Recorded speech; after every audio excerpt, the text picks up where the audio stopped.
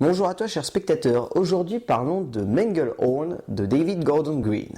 L'histoire, c'est donc celle de A.G. Manglehorn, un serrurier que l'on va voir déambuler dans sa petite ville, entre ses séances de drague avec sa banquière, ses rencontres avec son fils et avec des amis ou des petits instants de vie comme ça, comme avec son chat Fanny. C'est ça, Manglehorn. C'est un petit film sur un petit homme dans une petite vie, tout ce qu'il y a de plus simple. Et c'est ça qui fait que Manglehorn est un très joli film. Alors, David Gordon Green. Pour beaucoup, ça veut rien dire ce nom. Mais si on se plonge dans sa filmographie, vous vous rendrez compte que ce mec-là a fait beaucoup de films. Beaucoup de films indépendants. Si ce n'est deux, que sûrement vous connaissez beaucoup. Ils sont Délire Express et Votre Majesté. Qui sont deux films qui se sont pris des raclées monumentales niveau critique et qui pourtant sont des films très drôles. Et c'est dernièrement un réalisateur qui a livré un film qui a beaucoup marqué les esprits parce que pour beaucoup c'était la renaissance de Nicolas Cage, avant qu'il retombe dans les méandres du chaos, pour ceux qui sont fans de Nicolas Cage. Mais donc il a fait Joe. Joe qui était certainement l'un des meilleurs films de l'année dernière. Oui, de l'année dernière. Et qui, voilà, n'a pas eu beaucoup d'écho malheureusement, et heureusement a eu droit à une petite mise en avant grâce au magazine Mad Movies, mais ça suffisait à peine à réellement rehausser les sorties de ce film qui malheureusement aurait mérité une meilleure distribution. Étrangement, comme d'habitude, les films comme ça n'ont pas de bonne distribution. Et donc là, il nous présente son nouveau long métrage, Manglehorn, qui pour le coup est très différent, est un film qui est beaucoup plus simple, beaucoup plus délicat, beaucoup plus poétique aussi. C'est peut-être un mot facile et banal à dire aujourd'hui, mais c'est un film qui dégage vraiment de la poésie, Manglehorn. Et ça, on le ressent quasiment du début à la fin. Au niveau de l'écriture, le scénario est signé par Paul Logan. Le scénario est divin. Il est littéralement divin. Il traite le personnage de Manglehorn avec la plus grande générosité émotionnelle et dramatique qui ait été possible de voir dernièrement avec un personnage central. Parce que ce personnage de Manglehorn, c'est l'essence même de l'humanité. C'est dingue, mais ce personnage-là, il est traité comme si tout gravitait autour de lui. Et c'était carrément un humanisateur qui permettait à ceux qui se déshumanisent de revenir un petit peu sur Terre. C'est superbe. Il y a des séquences qui sont vraiment divines autour de ce personnage-là. Des séquences où, au début, on nous dit littéralement que c'est un personnage qui est en train de se déshumaniser, mais tellement les gens gravitent autour de lui qu'ils s'humanisent à son contact. C'est super parce que c'est résumé en quelques répliques par une voix off qui est très très bien amenée de la part de Paul Logan. C'était très très compliqué une voix off amenée sur un film, mais là elle est vraiment élégante, elle est vraiment subtile, elle est vraiment délicate même par moments. Enfin c'est fou de voir des voix off qui ont autant de simplicité et qui pourtant arrivent à transcender quelque chose qui est très compliqué. Parce que là cette voix off elle apporte tout. Et au début du film elle nous présente simplement que Manglehorn a perdu l'amour de sa vie il y a quelques années et qu'il n'arrive pas à s'en remettre, et il explique que tous les gens gravitent autour de lui, tous les gens sont attachés à lui, que tous les gens l'adorent, que tous les gens l'aiment, que tout le monde l'aime, mais que lui il a envie d'avoir le regard que d'une seule personne, c'est celui de Clara. C'est très très beau. À travers ces quelques répliques là, c'est très très beau, et c'est un décor que Paul Logan arrive à planter avec beaucoup de subtilité au travers de son scénario. Et voilà, tout au long de son parcours, de son voyage même, au cœur même de sa ville, on va découvrir un homme qui, voilà, a des rapports assez particuliers avec les autres, qui même n'aime pas les autres. Et pourtant, les autres l'adorent. Les autres ont envie de le connaître, les autres ont envie de passer du temps avec lui. Et pourtant, lui, derrière, c'est quelqu'un qui semble très proche des autres. Et c'est très très bien amené par le scénario de Paul Logan. Il y a de nombreuses scènes qui sont très émouvantes. Les scènes avec Jacob, une petite frappe qui a un salon de massage, sont très drôles. Les scènes avec le fils de Manglehorn sont dures et brutes. Les scènes avec sa banquière sont élégantes et vraiment délicates.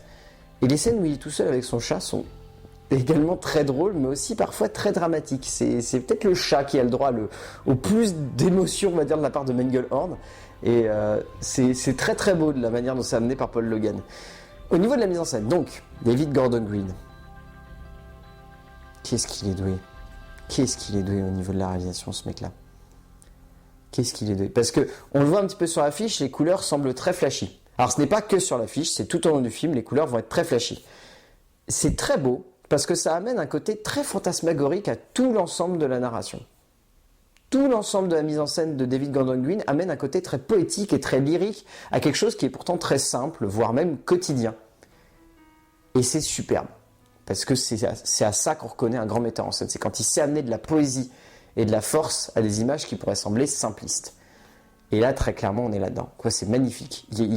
Il arrive à osciller entre l'humour, entre le drame, entre les moments d'émotion, entre les moments où on est plus dans le rire pur et dur, à des moments où on est vraiment complètement stérile face à cette image-là, où on comprend rien. C'est vraiment superbe. Et le fait de le faire déambuler en plus dans des lieux qui sont très anecdotiques, ça rend l'objet du film encore plus passionnant et encore plus intriguant. Et c'est vraiment délicat de la part de David Gordon Green d'arriver aussi bien à mener les émotions. Pour ceux qui ont vu Joe, on le ressentait déjà à cette époque-là. Pour ceux qui ont vu Prince of Texas, ça transcendait l'image, c'était un truc de dingue. Pour même ceux qui ont vu Délire Express, il arrivait à apporter de la comédie à des moments où on s'y attendait pas. Ce mec-là maîtrise l'émotion, mais à un degré qui est difficile aujourd'hui d'imaginer. Et c'est un mec en plus qui a choisi de sortir du système, qui s'est dit « je ne veux plus rester dans ce système-là, je ne veux plus aller dans le système hollywoodien, même avec Seth Rogen, des mecs comme ça, je veux sortir complètement de ce système, je veux dégager, je veux plus le voir ». Et il y arrive très bien avec des films comme ça. Il sort complètement de ce système-là et il se permet des libertés esthétiques et dramatiques qu'on n'a plus l'habitude de voir aujourd'hui dans le cinéma américain indépendant. Et lui, il est vraiment en dehors de tout ça, David Gordon Green. C'est un réal qui est unique en son genre. C'est un mec qui a voulu rentrer dans le système et qui a choisi d'en sortir pour mieux s'offrir des libertés et des paris esthétiques. Et là, Manglehorn est en quelque sorte un pari esthétique. On pourra peut-être reprocher au film d'être un petit peu long, de parfois ramer un petit peu au niveau de certaines scènes et d'avoir 2-3 moments de gêne qui ne sont pas forcément nécessaires. Mais dans l'ensemble, voilà, la mise en scène reste tellement poétique et émouvante que voilà, ces petits détails-là, ça reste vraiment anecdotique. Au niveau du casting, bon, autant l'aborder les personnages secondaires. Harmony Korine dans le rôle de Jacob est à mourir de rire. Il est complètement délirant, il est fantasme, enfin, c'est typiquement le personnage qui est dans la vraie vie, il est excellent. Chris Messina dans le rôle du fils de Manglehorn est surprenant, mais lui, il a toujours été surprenant dans ses choix de carrière, et là, il l'est encore plus. Holly Hunter dans le rôle de Dawn, la banquière, est délicate. Elle est belle en plus, cette femme. Elle est très très belle. Et là, elle est délicate, elle est douce. Et elle joue très très bien la jeune femme qui est éperdument amoureuse de Manglehorn. Donc ça passe très très bien. Et donc forcément, autant en parler, le très grand Al Pacino qui campe Manglehorn, qui est super. Il est magnifique. Il est en train de faire une dernière partie de carrière qui est absolument divine en choisissant quasiment que des projets indépendants. Il est émouvant à souhait. Il est délicat à souhait. Il est superbe. Il est impérial. Là, il est littéralement le film. C'est lui, Manglehorn. C'est lui, ce long métrage. C'est pas seulement le nom du personnage. C'est lui, le long métrage. Et là, ça transcende l'image, mais c'est un truc de dingue. C'est absolument magnifique. C'est superbe. Enfin, c'est superbe à voir. C'est superbe à voir. Et juste pour une petite anecdote, le dernier plan du film, il risque de vous marquer. Il y a beaucoup de choses qui se dégagent de ce dernier plan du film, et il est en même temps très émouvant, et il vous fera tirer un tout petit sourire à la fin. Enfin, c'est fou, c'est fou. Donc voilà, Manglehorn, c'est un très très beau film, c'est un très beau moment de poésie, c'est un moment qui est délicat et qui est doux avec vous, qui vous prend par la main et qui vous emmène dans un voyage qui est magnifique, qui est plein de poésie, qui est plein de lyrisme, et qui en plus est porté par un acteur fantastique, Al Pacino, qui arrive toujours à nous surprendre encore aujourd'hui. C'est génial de voir ça. Donc Manglehorn de David Gordon Green, foncez le voir si vous en avez l'occasion, ça vaut largement le coup, c'est vraiment un très très beau film. Allez-y. À plus.